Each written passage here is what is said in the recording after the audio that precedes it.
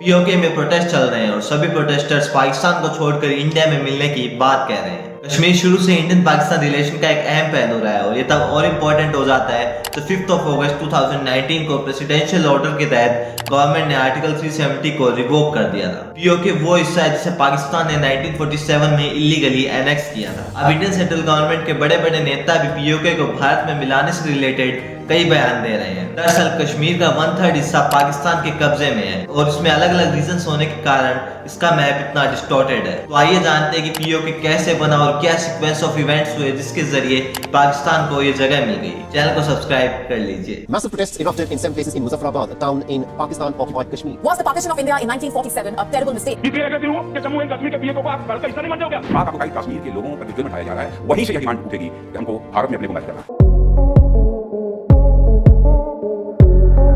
1947 के पार्टीशन के बाद ब्रिटिशर्स ने इंडियन प्रिंसली स्टेट्स को 3 ऑप्शन दिए थे। नंबर 1 या तो आप भारत में मिल जाइए, नंबर 2 या पाकिस्तान में मिल जाइए, या नंबर 3 आप इंडिपेंडेंट रहिए। सरदार पटेल और वीपी मेनन के अडोरेबल हार्डवर्क के चलते अधिकतर प्रिंसली स्टेट को भारत में मिला लिया गया था, पर कश्मीर अभी भी इंडिया में नहीं मिला था। वहाँ के रूलर का नाम था राजा हरि सिंह, तो कश्मीर को एक इंडिपेंडेंट नेशन बनाना चाहते थे। पर पार्टीशन के कुछ हफ्तों बाद ही पाकिस्तान ने रेबेलियन को उकसाना शुरू कर दिया और वेस्टर्न साइड ऑफ कश्मीर की काफी सारी टेरिटरी को कैप्चर करना शुरू कर दिया और 21 अक्टूबर तक वो श्रीनगर के एकदम नजदीक तक पहुंच गए थे, जिसे देखकर राजा हरि सिंह की हालत टाइट हो गई और वो इंडिया के पास मदद के लिए आ जाते हैं। फिर इंडिया ने कहा कि अगर आपको हमारी मदद चाहिए तो आपको इंडिया में मिलना होगा और ऐसे राजा हरि सिंह ने इंस्ट्रूमेंट ऑफ एक्सेशन को साइन किया था। पर उन्होंने कश्मीर को एक स्पेशल स्टेट का दर्जा देने की शर्त रखी थी, जिसमें उन्होंने कहा था कि कश्मीर का अलग से कॉन्स्टिट्यूशन होगा, अलग से फ्लैग होगा और इसीलिए आर्टिकल 370 बना था, पर यह आर्टिकल टेम्पररी था। उसके बाद इंडिया ने कश्मीर में अपने ट्रूप्स भेज दिए और इंडियन ट्रूप्स ने पाकिस्तान को पीछे ढकेलते ढकेलते आज के लाइन ऑफ कंट्रोल के लगभग करीब तक ले आए थे। पर अब इस टाइम पर इंडिया ने एक बहुत बड़ी गलती कर दी थी। उन्होंने अपनी मिलिट्री की जगह माउंटबेटन का विश्वास किया और इस मैटर को यूएन में ले गए। यह हमारा इंटरनल मैटर था और इसे हम हमारी मिलिट्री पावर से सॉल्व कर सकते थे। यूएन ने ना तो इंडिया की बात सुनी और ना पाकिस्तान की और कश्मीर का बंटवारा कर दिया एक सीज फायर लाइन ड्रॉ करके, जो आज के लाइन ऑफ कंट्रोल से मिलती है, और ये कंडीशन रखी कि इंडिया और पाकिस्तान दोनों अपने मिलिट्री ट्रूप्स को कंट्रोल में रखेगी। फिर 1 जनवरी 1949 में इंडिया ने तो अपना मिलिट्री इन्फ्लुएंस कम कर लिया था और पाकिस्तान टिका हुआ था।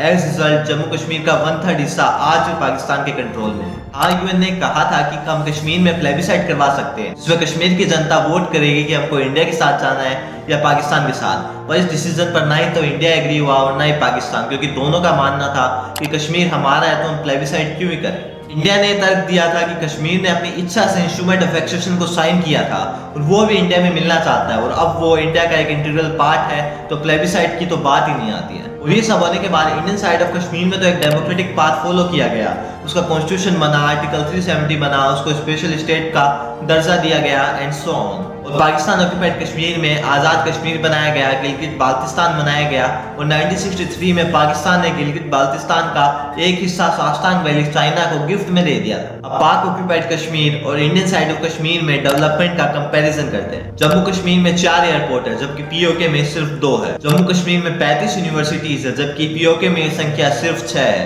जम्मू कश्मीर में 2812 ऐसे गवर्नमेंट हॉस्पिटल्स है जहाँ पर फ्री मेडिकल केयर दिया जाता है, जबकि पीओके में सिर्फ 23 है। जम्मू कश्मीर को पीओके से 5 गुना ज्यादा बजट मिलता है। तो आप देख सकते हैं कि पाकिस्तान की तरफ से पीओके के डेवलपमेंट के लिए कुछ खास कोशिश नहीं की जा रही है और शायद यही रीजन है कि वहाँ के लोग इंडिया में मिलना चाहते हैं और ये भारत के लिए एक बहुत बड़ी डिप्लोमेटिक जीत है। फिर से स्टोरी पर चलते हैं। कश्मीर का बंटवारा होने के बाद इंडिया तो शांत हो गया था, पर पीओके फिर भी कश्मीर में कुछ ना कुछ इलीगल एक्टिविटीज कर रहा था। जैसे 1965 में उसने ऑपरेशन गिब्राल्टर लॉन्च किया, जिसमें वो पाकिस्तानी ट्रूप्स को चुपके से इंडिया में भेजकर वहां के लोगों को रिवोल्ट करने के लिए उकसाना चाहता था। वो 1947 के इतिहास को फिर से दोहराना चाहता था, पर वो इसमें सफल नहीं हुआ और इंडियन आर्मी और पाकिस्तान आर्मी के सामने एक ओपन वॉर छिड़ गई और इंडिया ने पाकिस्तान को बहुत बुरी तरीके से हराया था। इसके बाद भी पाकिस्तान की चुल नहीं मिटी और 1971 में एक और इंडो पाक वॉर हुआ।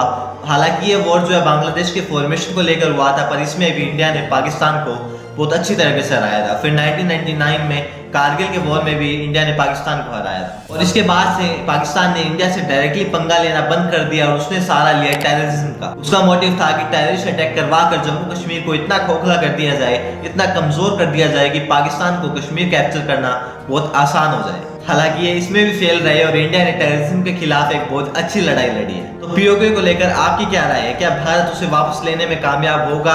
अपनी राय में कमेंट्स में जरूर बताइएगा और ऐसी और वीडियोस देखने के लिए हमारे चैनल को सब्सक्राइब कर लीजिए। नमस्ते।